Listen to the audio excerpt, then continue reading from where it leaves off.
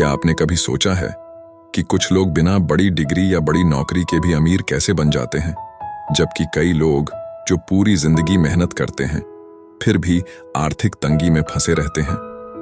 इसी सवाल ने रॉबर्ट कियोसाकी को जिंदगी भर परेशान किया और यहीं से जन्म हुआ उनकी बेस्ट सेलर किताब रिच डैड पुअर डैड का। आज मैं आपको इस दमदार कहानी पर एक छोटी यात्रा पर ले चलूंगा।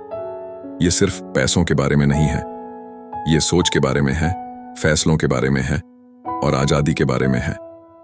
तो आइए शुरू करते हैं। रॉबर्ट कियोसाकी की परवरिश दो पिता जैसी शख्सियतों के साथ हुई। उनके असली पिता, जिन्हें वे गरीब डैड कहते हैं, पढ़े लिखे थे, एक सरकारी नौकरी में थे और मानते थे कि शिक्षा और नौकरी ही सफलता की कुंजी है। वे रॉबर्ट से कहते थे, अच्छे नंबर लाओ, अच्छी नौकरी पाओ और जिंदगी बन जाएगी। दूसरी तरफ थे उनके दोस्त के पिता, अमीर डैड, जो बेहद सफल बिजनेसमैन थे लेकिन ज्यादा पढ़े लिखे नहीं थे। वे मानते थे कि असली दौलत नौकरी से नहीं आती, बल्कि पैसे को समझने और सही तरीके से निवेश करने से आती है। जरा सोचिए, एक छोटा बच्चा दो बिल्कुल अलग अलग रास्ते सुन रहा है।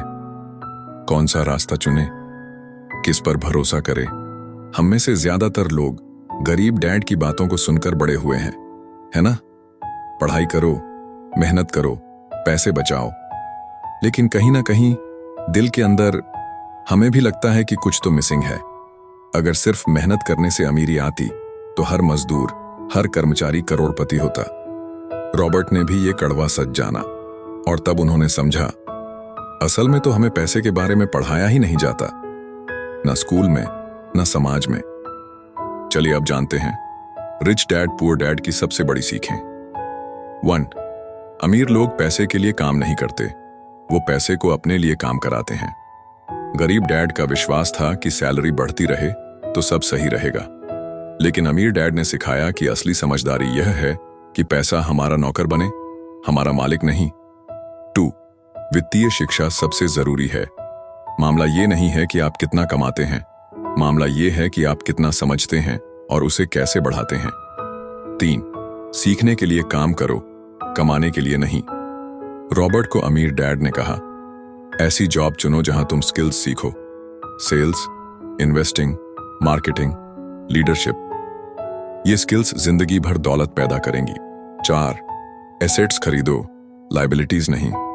लोग सोचते हैं कि उनका घर, कार, फैंसी सामान एसेट्स हैं, लेकिन अमीर डैड ने समझाया, अगर कोई चीज आपकी जेब में पैसे नहीं डालती तो वह बोझ है, एसेट नहीं।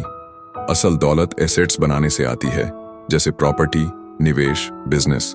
जब मैंने पहली बार ये बातें सुनी तो सच कहूं मेरे दिल में भी एक हलचल सी हुई, क्योंकि मैं भी वही रास्ता मानता था, पढ़ाई करो, नौकरी करो, बचत करो। लेकिन किसी ने नहीं बताया कि महंगाई आपकी बचत खा जाएगी या नौकरियां एक दिन खत्म हो सकती हैं। रिच डैड की बातें असल में एक जागृति है। ये सिर्फ मेहनत नहीं, समझदारी से काम करने की कहानी है। ज्यादातर जगहों पर रिच डैड पुअर डैड का सार ऐसे बताया जाता है, एसेट्स खरीदो, खर्चे कम करो, जल्दी निवेश करो। लेकिन असल बात सिर्फ लिस्ट नहीं है। असल में यह किताब आपको सोच बदलने के लिए कहती है। सोचो, सिस्टम से सवाल करो, खुद की आजादी बनाओ।